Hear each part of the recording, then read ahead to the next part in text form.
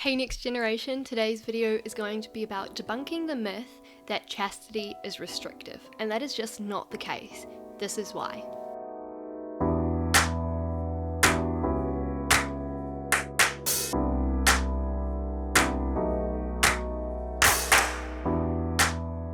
First of all, let's begin by looking at freedom, because the actual understanding behind thinking that chastity is restrictive is a differing understanding, I think. So I remember when I was in high school, I thought that freedom meant doing whatever I wanted to. And I know that I'm probably not the only one thinking that way. And I think even if you look at movies these days, TV shows, even if you just hear friend groups, it's talked about in across all the subjects in high school that freedom means doing whatever you want, freedom from things. But real, true, authentic freedom is something different. And I feel like I had a little bit of a questioning about that. I was like, is this really the case?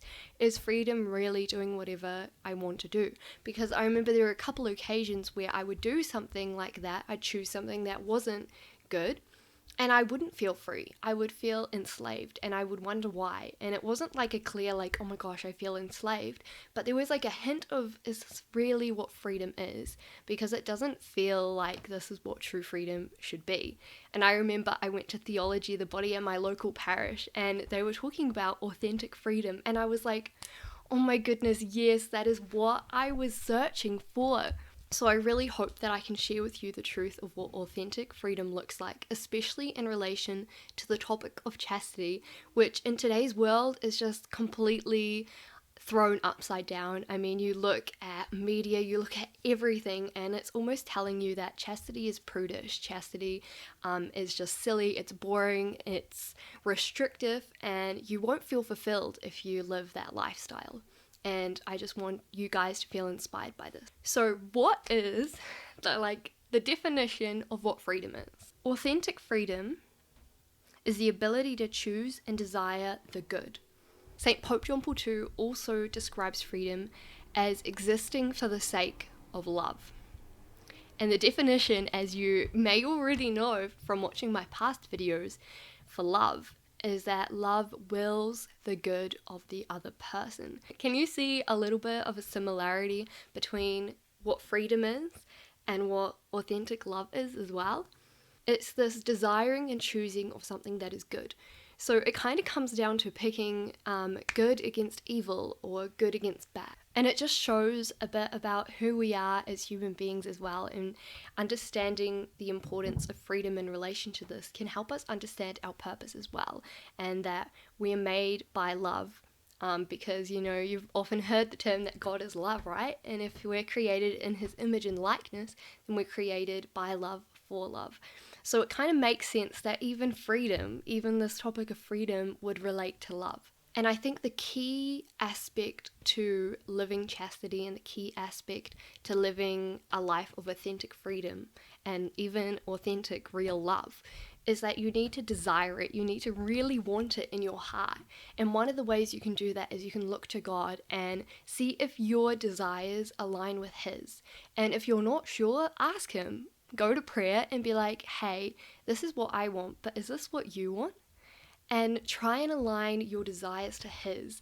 And ultimately, that is just something so beautiful. Hi guys, it's Editing Amie here. I just wanted to clarify that a little bit and just say that all of our desires in some way, shape or form point to God, because he created us and he knows us so well. So if we can untangle those desires and start to understand why we might have them and how God may have planted them in us, and try to order them rightly, then it's just, that's what I was trying to get at, is that all of our desires at some point point to God. So it's about untangling those and bringing them to prayer and trying to understand that, you know, God created us and he knows our desires of our heart and he can order those. So we need to place them into God's hands. Because of the effects of original sin, they're kind of tangled up sometimes. So it's about ordering them rightly. Hopefully that makes sense. It also reflects the fact that God has given us free will. He wants us to choose him. And as you may already know, and I'm sure even the world kind of gets this, is that real love is not forced. It's free, right? So God's love for us is just the same, and he wants us to imitate that kind of love, the kind of love that is free. And he wants us to actually run to him and to choose that. And he's given us the opportunity to do that. Chastity is just one of the ways that we can really live that. So when it comes to boundaries and like physical affection with chastity, you need to start to think, do I want the good of the other person? And even uplifting your own dignity, you need to start thinking about, what is it that I want for this other person? Because if your mentality is to use them, even in your thoughts or your actions, then that is just not good, you know?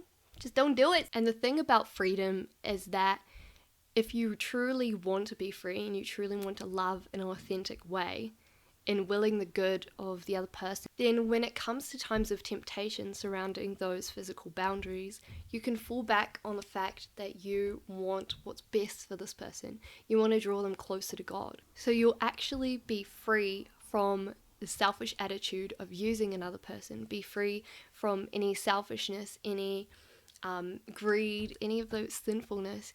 You'll actually feel free to live and be able to love in a way that you can't when you're choosing to do something evil. And I want to ask you this question. Have you ever thought about how love and freedom are so like intertwined? Is that something that you've ever thought about? And I encourage you to think about that. And how did you feel when you chose to do something that was good versus something evil? Did you feel free or did you feel enslaved? And I think in past videos I've talked about reflecting on past experiences. Obviously, don't get yourself so down about it. We all make mistakes.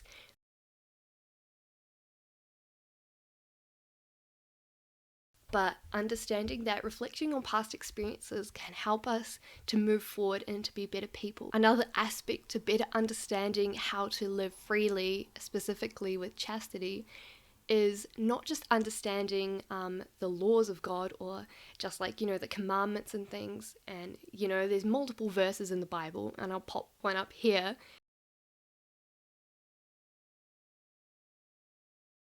These are laws from God, but if you just see them as laws, then it doesn't really work. There's not so much it's just so much harder to live.